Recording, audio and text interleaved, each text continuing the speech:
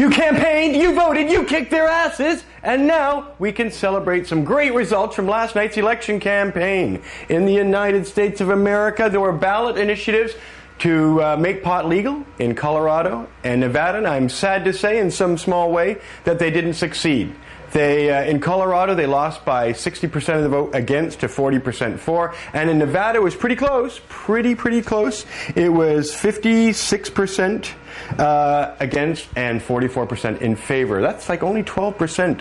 6% of those people, if they changed their mind in 2 years, could vote, and we could have legal marijuana in Nevada or Colorado. And I urge those people to rest, recuperate, and then get ready for another ballot initiative. Unfortunately, they were sabotaged along with South Dakota. The medical marijuana initiative there was very close, 52% to 48% for, just a 4% difference, tragically short. But you know, it's only 22,000 signatures to get on the ballot in South Dakota. And South Dakota, along with Montana and Colorado, had a banned same-sex marriage thing, which brought out all the fundamentalists. And I'm sure many of those people voted against our marijuana initiatives. Now, they can't do a second banned same-sex marriage every 2 years. It's done now, so they'll have to come up with some other crazy right-wing fundamentalist ballot initiative to get people out every year, which a lot of what this is a gimmick just to get their base to the polls. They put some real hot button agenda item on it to get them there to make sure the right wing gets their vote. So we have to bear these things in mind in ballot petition initiatives in the future, is that we've got to come up with a way to either seduce the fundamentalists into supporting us,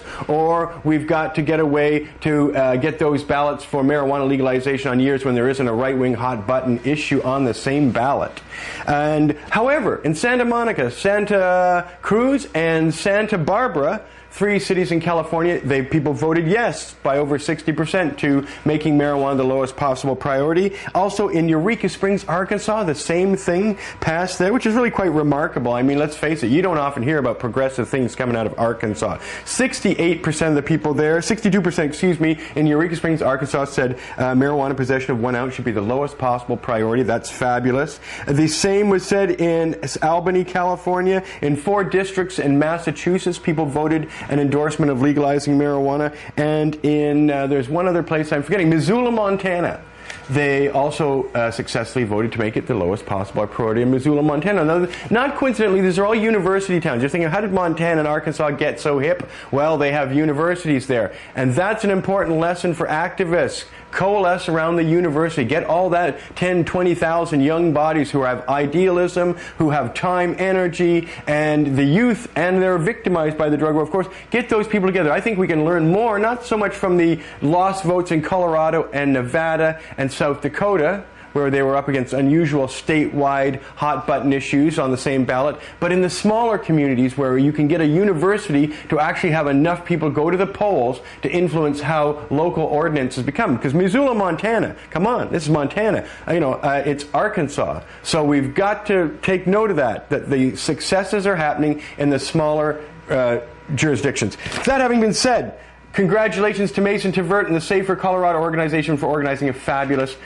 ballot initiative on almost no money. And let's face it, 40% of the entire state thinks that marijuana should be legal. That's fabulous. And in Nevada, 44% of the whole state thinks marijuana should be legal. Those are millions of people on campaigns, especially in Colorado, that were done on very small amounts of money. And in South Dakota, not exactly the vanguard of progressive thought. Again, 48% said people should be allowed to grow their own weed, up to 6 plants in their home, if they have a medical reason. 48% of people in South Dakota thinking like that. And they also voted against the ban on abortion in South Dakota. So we also have to stop taking for granted that you can't get progressive ideas out of red states. Lots of things were learned last night, let me tell you, in this election.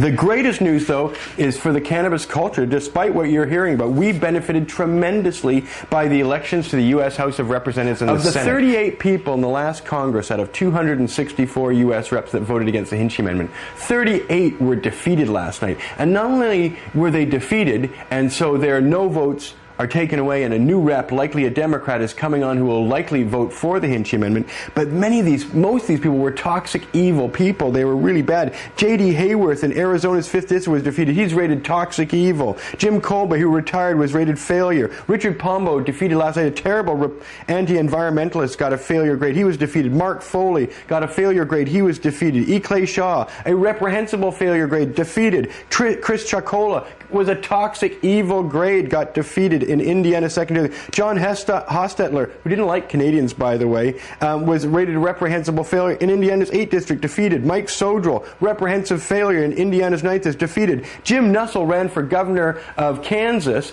and was defeated, thankfully, or actually of Iowa, excuse me, those in the Iowa, he was defeated. He was rated toxic evil when he was a congressman. So a great gain there by fact he was defeated for governor. Jim Ryan from Kansas, defeated, toxic failure. Ann Northrup, failure, Kentucky, 3rd District. Gil Gutnick in Minnesota, 25 points he got, another failure, defeated. Jeb Bradley from New Hampshire's 1st District, a rated failure, defeated. Charles Bass, a reprehensible failure, defeated, New Hampshire's 2nd District. Sue Kelly in New York, a failure, defeated. John Sweeney, a failure, defeated. These people all voted against medical marijuana laws, defeated. Robert Ney, convicted of bribery and was rated toxic evil, voted against us all the time, this son of a bitch. He's gone. Melissa Hart from Pennsylvania's 4th District, gone. Reprehensible failure. Kurt Weldon, defeated, reprehensible failure. He hated us too. Mike Fitzpatrick, reprehensible failure in Pennsylvania, defeated. Don Sherwood, Tom DeLay, Mark Green, toxic evil grade. Mark Kennedy, toxic evil, ran for governor and lost. Mark Green from Wisconsin ran for governor and lost. We got rid of a